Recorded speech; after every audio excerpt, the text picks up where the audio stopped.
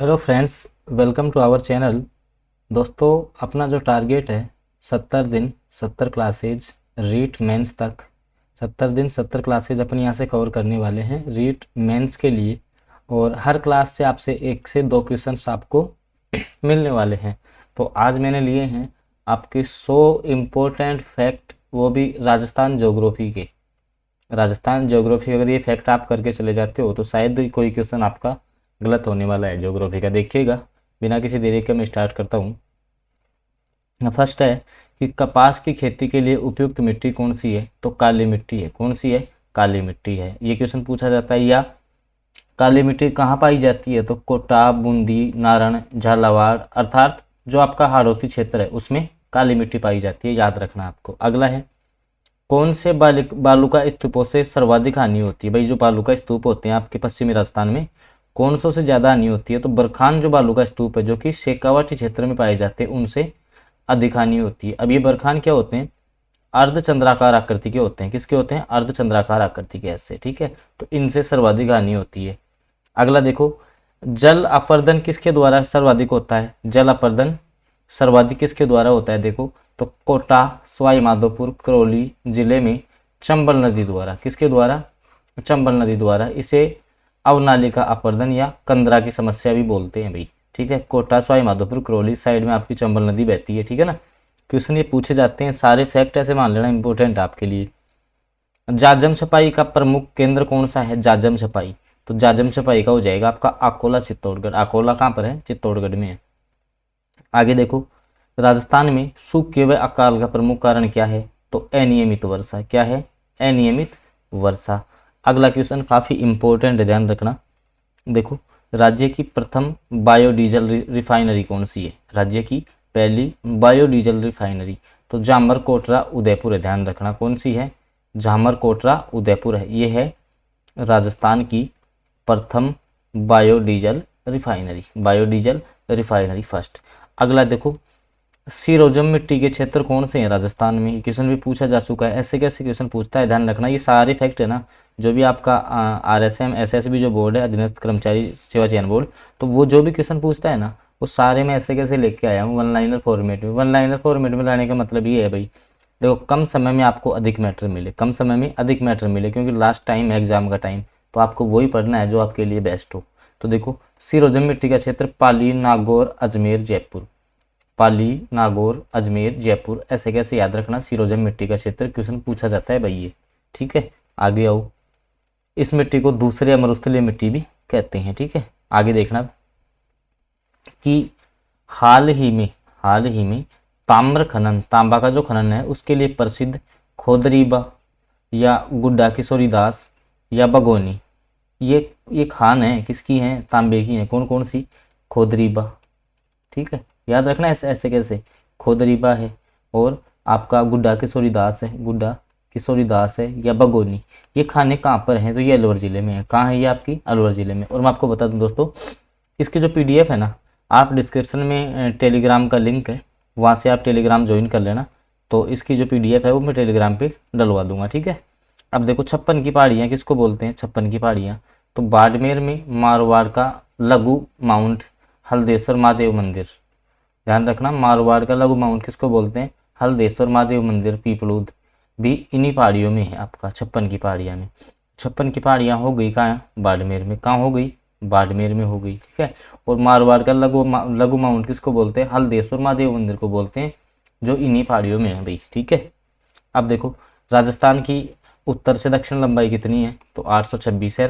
पूर्व से पश्चिम 869 भाई, ऐसे तो 826 है और ऐसे है कितनी? 869 है। ठीक है, याद रखना है। अरावली की कुल लंबाई 692 है और राजस्थान में कितनी है? 550 है। कुल लंबाई 692 है, राजस्थान में 550 है। भौतिक दृष्टि से राजस्थान की प्रदेश कितने कितने भागों में बांटा गया है? 4 भागों में। कितने भागों में? 4 भागों में। ठीक है, कौन कौन से हैं? देखो, उत्तरी पश्चिमी रेगिस्तान, मध्यवर्ती अरावली पर्वतमाला, पूर्वी मैदानी प्रदेश और हाड़ौती का पठार। ठीक है, अगला देखो, सर्वाधिक पड़ोसी जिले किस जिले के? भाई, कौन सा जिला सर्वाधिक जिलों से सीमा लगाता है? तो आपका पाली जिला लगाता है। कितने? कौन सा? पाली जिला। कितने जिलों से लगाता है? 8 जिलों से लगाता है। कितने जिलों से? 8 जिलों से। तो जिले पूछ लिए जाते हैं कई बार, जैसे जोधपुर, बाड़मेर, जालोर, सिरोही, उदयपुर, राजसमंद, अजमेर और नागौर। तो ये सारे आपको याद होने चाहिए, ठीक है। जोधपुर है, बाड़मेर है, फिर आपका जालौर है, सिरोही है, उदयपुर है, राजसमंद है, अजमेर है, नागौर है, ठीक है। अब देखो अगला क्या है, उत्तर दक्षिण पूर्व पश्चिम सीमा पर स्थित जिले व गांव कौन से हैं। देखो तो उत्तर में तो श्री गंगानगर है, उसका कोना गांव पड़ता है, उत्तरी पॉइंट राजस्थान का। जैसे ये अपना राजस्थान है ना, ये अपना राजस्थान है, तो उत्तरी पॉइंट पे कौन सा है, तो कोना गांव है। कौन सा है भाई, कोना गांव है श्री गंगानगर में। दक्षिण में बोरकुंठ बांसवाड़ा है। कौन सा है, बोरकुंठ बांसवाड़ा कुशलगढ़ तहसील का है ये, ठीक है। ऐसे ही पूर्व में कौन सा हो जाएगा, तो सिलाना गांव है आपका धौलपुर में। और पश्चिम का आपका हो जाएगा कटरा गांव, सम जो पंचायत समिति है या तहसील है जैसलमेर, ठीक है।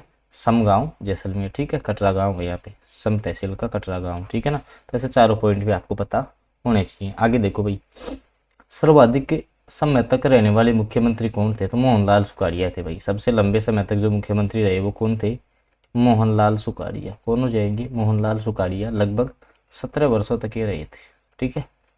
रेगिस्तानी रेतीला जो मरुस्थल है उसको ईर्गबो, जो रेतीला मरुस्थल है उसको ईर्ग बोला जाता है, और पथरीला मरुस्थल उसको हम्माद बोला जाता है भाई।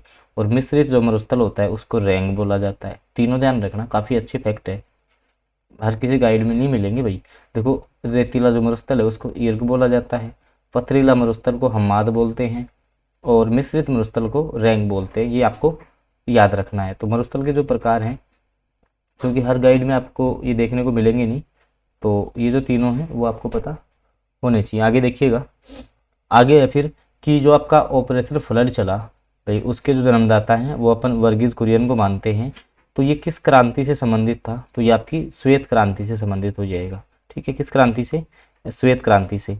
और ये कौन सी पंचवर्षीय योजना में इसकी शुरुआत हुई थी, तो इसकी आपकी चौथी पंचवर्षीय योजना में इसकी शुरुआत हुई थी, ये आपको पता होना चाहिए। इसके अलावा जैसे अब क्रांतियों की अपन बात करें, तो आपकी जो बुरी क्रांति है वो किससे संबंधित है, तो आपकी जो भी खाद्य प्रसंस्करण है उससे संबंधित आपकी बुरी क्रांति है। जैसे मैं आपसे बात करूं कि रजत क्रांति किससे संबंधित है, अंडा उत्पादन हो गया, ठीक है। तो ऐसे सारी आपको पता होनी चाहिए। आगे देखिएगा, अगला है कि सूचना के अधिकारों के लिए संघर्ष करने वाली महिला, तो अरुणा राय, ठीक है। और इनका जो जन्म स्थान है वो आपका अजमेर से आता है, और इनके द्वारा ये आंदोलन ब्यावर से स्टार्ट किया गया था। ध्यान रखना, जो सूचना के अधिकार होते हैं आपके, सूचना का अधिकार राजस्थान में 1994 में ये अधिकार आया था। तो इसमें जो मतलब कि जन जागृति दिखाई वो सबसे पहले महिला कौन थी, अरुणा राय थी। कौन थी, अरुणा राय आपकी हो जाएंगी। और इन्होंने कहाँ से इसकी शुरुआत की थी, तो ब्यावर अजमेर से इसकी शुरुआत की थी, ये भी आपको पता होना चाहिए। आगे देखो, आगे है कि 1958 में राजस्थान उच्च न्यायालय किस समिति की सिफारिश पर जोधपुर स्थानांतरित हुआ था।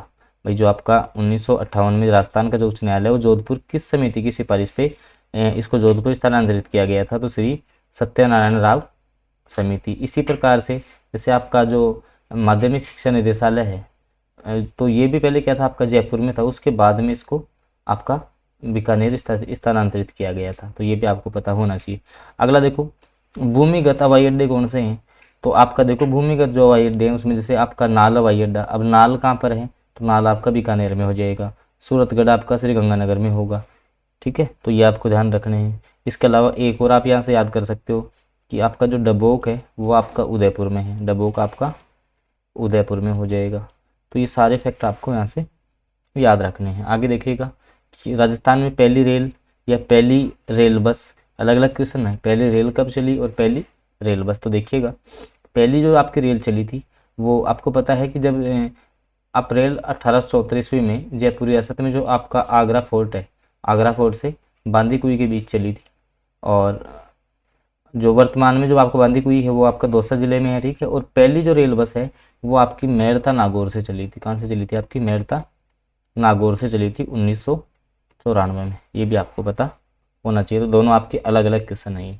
आगे देखो, अब जैसे जो मीटर गेज का सबसे बड़ा रेलवे यार्ड है, और ध्यान रखना है पूरे एशिया महाद्वीप का है, तो वो कौन सा है, तो आपका ये फुलेरा जयपुर हो जाएगा, ठीक है भाई। इसमें आपके जैसे मीटर गेज ब्रॉड गेज अलग अलग आते हैं। जैसे मान लो कि ये दो पटरी हैं, अगर जैसे मान लो इनके बीच की दूरी आपकी 2 मीटर है या 2.3 मीटर है, तो उसके आधार पर इनका जैसे मीटर गेज है या फिर ब्रॉड गेज है, ये दूरियाँ इनकी निर्धारित की जाती है। तो इसमें सबसे बड़ा आपका हो जाएगा ये। और ऐसे ही जैसे बात करें कि सबसे लंबा जो प्लेटफॉर्म है वो किसका है, तो वो फिर गोरखपुर का आता था पहले नाम, हाल ही में उसका अब जैसे उसकी जगह दूसरा आ गया। आपका जो हुबली का है, हुबली आपके कर्नाटक में है, तो उसका रेलवे प्लेटफॉर्म आ गया। तो ये भी आपको ध्यान रखना है। और देखो राजस्थान में ऐसे, अब जैसे मैंने आपको बताया भाई ब्रॉड गेज है, इसके अलावा नैरो गेज है। सबसे छोटी लाइन होती है आपकी नैरो गेज, तो वो आपकी एकमात्र राजस्थान का ऐसा जिला है जिसमें नैरो गेज लाइन है, तो वो आपका धौलपुर है। वो आपका कौन सा हो जाएगा, धौलपुर हो जाएगा। और इसकी जो पीडीएफ है वो डिस्क्रिप्शन में आपको टेलीग्राम का लिंक है, वहाँ से आप टेलीग्राम चैनल ज्वाइन कर लो। वहाँ जो डेली क्लासेज है उनकी पीडीएफ आपको प्राप्त होती है। आगे देखो कि राजस्थान में जो रेल वाले बाबा हैं वो किसको कहा जाता है, तो किशन लाल सोनी को कहा जाता है। किसको कहा जाता है, किशन लाल सोनी को। और इनका संबंध आता है आपके बूंदी जिले से, ये भी आपको पता होना चाहिए। भाई रेल वाले बाबा किसको, किशन लाल सोनी को कहा जाता है, और बूंदी से इनका संबंध आता है। ऐसे ही अगर बात करें टाइगर मैन किसको कहा जाता है, तो टाइगर मैन आपके कहा जाता है कैलाश सांकला। किसको कहा जाता है, कैलाश सांकला को कहा जाता है। तो ये भी आपको पता होना चाहिए। आगे देखिएगा, वाल्मीकि ने राजस्थान को क्या कहा था। अब देखो ये नया क्वेश्चन आ गया आपका, भाई वाल्मीकि द्वारा राजस्थान को क्या नाम दिया। आपने आज तक सुने हैं भाई, जैसे 1800 में जॉर्ज थॉमस आया 1800 में, तो उसने इसको जैसे राजपूताना नाम दिया, ठीक है, राजपूताना, रायथन, इस नामों से संबोधित किया। फिर इसके बाद में कर्नल जो जेम्स टोड थे उन्होंने 1829 में इसका राजस्थान नामकरण किया।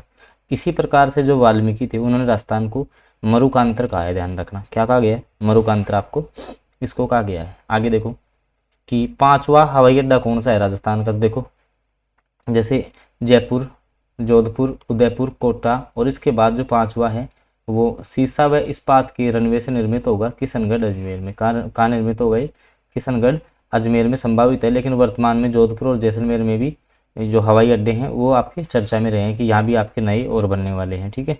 तो ये तो आपका करंट से रिलेटेड क्वेश्चन हो गया। चलते हैं आगे क्वेश्चन देखो कि राजस्थान की पहली शक्कर मिल कब व कहाँ स्थापित की गई थी। राजस्थान की पहली जो शक्कर मिल है ना वो कब और कहाँ स्थापित की गई थी, तो आपकी जो पहली शक्कर मिल हो जाएगी भोपाल सागर चित्तौड़गढ़। कहाँ, भोपाल सागर चित्तौड़गढ़ हो जाएगी। और इसकी जो स्थापना है वो 1932 में हुई थी। 1932 में इसकी स्थापना की गई थी। ये निजी क्षेत्र की मिल थी, ध्यान रखना। वर्तमान में ये क्या है, बंद है। आगे देखिएगा, आगे अपन बात करें जैसे दूसरी कौन सी है, तो दूसरी शक्कर जो आपकी मिल है वो हो जाएगी द गंगानगर शुगर मिल्स। और ध्यान रखना ये जो आपकी है द गंगानगर शुगर मिल्स, ये चुकंदर से चीनी बनाने का पहला कारखाना भी यहाँ पे स्थापित हुआ। इसके अलावा ध्यान रखना वर्तमान में ये जो है वो आपके C2H5OH जो आपका एथेनॉल है, जिसको आप शराब बोलते हो, उसका उत्पादन भी ये इस मिल में होता है, ठीक है। ये भी आपको पता होना चाहिए। ऐसे तीसरी आपकी केशवराय पाटन में हुई थी, ठीक है, ये आपको पता होना चाहिए। अगला जो आपका क्वेश्चन है काफ़ी इंपॉर्टेंट है, ध्यान रखना कि पंचायती राज व्यवस्था का उद्घाटन। ये क्वेश्चन ध्यान रखना लगभग हर एग्जाम में रिपीट होता है। तो देखो कि जो त्रिस्तरीय आपकी पंचायती राज व्यवस्था है वो आपकी 2 अक्टूबर 1959 को आपके जो बगदरी गांव है, आपके नागौर का गांव है बगदरी, वहाँ से इसकी शुरुआत होती है, बगदरी के, नागौर के बगदरी गांव से। और जो आपके पंडित जवाहरलाल नेहरू हैं उनके द्वारा जो पंचायती राज व्यवस्था है इसकी शुरुआत की गई थी। तो ये आपको पता होना चाहिए। आगे देखिएगा कि राष्ट्रीय राजधानी क्षेत्र में कौन से जिले आते हैं, तो आपका एक तो अलवर जिला और भरतपुर जिले का जो कुछ भाग है वो आपका राष्ट्रीय राजधानी क्षेत्र अर्थात जयपुर में आता है, ठीक है, ये आपको पता होना चाहिए। आगे देखिएगा, आगे पर बात करते हैं कि आज़ादी से पूर्व किन रियासतों ने निजी रेल मार्ग स्थापित किए थे। भाई स्वयं के जो रेल मार्ग है वो स्वयं ही ने बनाए। तो ऐसा बीकानेर व जोधपुर रियासत के द्वारा ऐसा किया गया था, क्योंकि आपको पता है कि राजस्थान का जब एकीकरण हुआ था तो उससे पहले क्या थी, 19 तो रियासतें थी, ठीक है, 3 यहाँ पे ठिकाने हुआ करते थे और एक आपका अजमेर जो मेरवाड़ा प्रदेश है वो हुआ करता था केंद्र शासित प्रदेश के नाम पे। फिर इसका क्या, इनका पुनर्गठन किया गया रियासतों का, ठीक है। तो उसके बाद आपका फिर राजस्थान का एकीकरण हुआ और 1 नवंबर 1956 को एकीकरण आपका पूरा हुआ था। आगे देखिएगा, जैसे अब अपन खनिज की बात करेंगे, सर्वाधिक जो फेल्सपार खनिज है वो कहाँ पर होता है राजस्थान में, तो ब्यावर में होता है। ध्यान रखना ब्यावर अजमेर में सर्वाधिक होता है फेल्सपार, ये भी आपको पता होना चाहिए।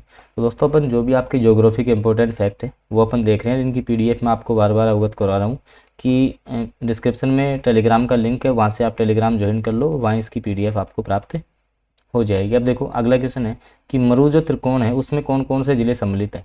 भाई आपका जो मरु त्रिकोण है उसमें कौन कौन से ज़िले हैं, तो एक आपका जोधपुर हो जाएगा, ठीक है, एक आपका जैसलमेर हो जाएगा और एक आपका होगा बीकानेर, ठीक है। बीकानेर और बाड़मेर में कन्फ्यूजन रहता है तो बीकानेर होगा, ध्यान रखना है आपको।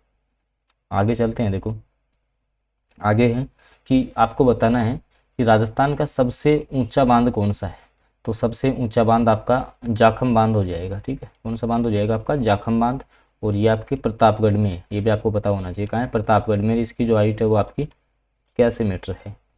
आगे अगर बात करें बहाव क्षमता की दृष्टि से सबसे बड़ा कौन सा है भाई, जिसमें सर्वाधिक पानी आ सके, तो वो ऐसा आपका है राणा प्रताप सागर बांध, और ये आपका चित्तौड़गढ़ में है, ये आपका चित्तौड़गढ़ में है, ये भी आपको पता होना चाहिए। और अगला जो क्वेश्चन है कि मिट्टी से बना सबसे बड़ा बांध कौन सा है, तो आपका पांचना बांध करौली हो जाएगा। पांचना बांध करौली में है, ये मिट्टी से बना हुआ सबसे बड़ा बांध है, ठीक है। इसके बाद में देखो कि पंचायत समिति का मुख्य निष्पादन अधिकारी कौन होता है, तो वीडियो होता है, जिसको खंड विकास अधिकारी आप बोलते हो। और आगे देखिएगा कि पंचायती राज में महिलाओं को कितना कितना प्रतिशत आरक्षण है, तो 50% कर दिया इनका आरक्षण, ठीक है। पहले 33.3% था, उसको बढ़ा के 50% पंचायती राज के लिए इनका आरक्षण कर दिया गया है। आगे देखो सर्वाधिक शुद्ध नमक राजस्थान में कहाँ से प्राप्त होता है, सर्वाधिक शुद्ध की बात करेंगे तो पंचभद्रा आपका बाड़मेर से। ध्यान रखना जो आपका पंचभद्रा बाड़मेर है वहाँ से लगभग जो आपका नमक है उसमें 98% तक आपका NaCl पाया जाता है, ये भी आपको पता होना चाहिए। और यहाँ जो है वो खारवाड़ जाति के द्वारा, किसके द्वारा, खारवाड़ जाति के द्वारा एक नमक प्राप्त करने की प्रणाली है, जिसको मोरली या मोरली छड़ी के द्वारा, छड़ी के नाम से जाना जाता है, कि इससे नमक प्राप्त किया जाता है यहाँ पे, ठीक है। इसके अलावा बात करें कि जो आपकी सांबर है, सांबर से जो अपना, जैसे मान लो कि अगर पूरे देश में 100% नमक होता है ना, तो 8% जो नमक है वो आपका सांबर झील के द्वारा उत्पादित किया जाता है, ये भी आपको ध्यान रखना है। और इसमें अगर बात करें सांबर में, तो केंद्र व राज्य का हिस्सा है वो 60-40 का है, 60% इसमें हिस्सा केंद्र सरकार का है और 40% आपके राजस्थान सरकार का है, ये भी आपको पता होना चाहिए। आगे देखिएगा कि मैंने आपको बता दिया कि आपका जो सर्वाधिक जो फेल्सपार है वो आपका मांडो के पार डूंगरपुर है, ठीक है, खनिजों के क्षेत्र, ये भी आपको ध्यान रखना है। और ध्यान रखना जैसे आदिवासी क्षेत्र की सबसे बड़ी नदी घाटी परियोजना कौन सी है, तो माही बजाज सागर परियोजना। और ऐसी कौन सी नदी है जो उल्टे यू आकार में बहती है, तो ये भी आपकी माही नदी हो जाएगी, ठीक है। इसे आदिवासियों की गंगा भी कहा जाता है, ये भी आपको पता होना चाहिए। आगे देखिएगा कि छबड़ा बिजली परियोजना कौन से ज़िले की है, तो ये आपके 12 ज़िले की है, ये आपके 12 ज़िले की हो जाएगी। इसके बाद राजस्थान की आकृति, ठीक है, इसकी स्थलीय सीमा 5920 है, ठीक है। और ये आपके 4 ज़िले जो भी आपकी, जैसे पाकिस्तान से जो अंतर्राष्ट्रीय सीमा लगाते हैं उनकी सीमा भी आपको पता होना चाहिए। जैसे बात करें अपन इस साइड से आ जाओ आप, हिंदूमल कोट से ये प्रारंभ होती है श्रीगंगानगर से, तो जैसे श्रीगंगानगर की बात करोगे तो 210 हो जाएगी, ठीक है। इसके अलावा बात करें सबसे कम, सबसे अधिक अगर बात करोगे तो आप जैसलमेर की 464 होगी। इसके अलावा बात करें सबसे कम किसकी होगी, सबसे कम बीकानेर की होगी, और कितनी होगी, 168 होगी। और एक बच गई आपका बाड़मेर, तो बाड़मेर की हो जाएगी 189। ऐसे चारों के चारों आपको ध्यान में होने चाहिए। आगे देखिएगा सर्वाधिक घिया पत्थर राजस्थान में कहाँ पे होता है, सर्वाधिक जो घिया पत्थर है वो राजस्थान में कहाँ होता है, तो ये आपका उदयपुर में होता है सर्वाधिक, ये भी आपको पता होना चाहिए। इसके अलावा मारवाड़ का लघु माउंट किसको बोलते हैं, तो महादेव मंदिर जैसलमेर में है, ठीक है।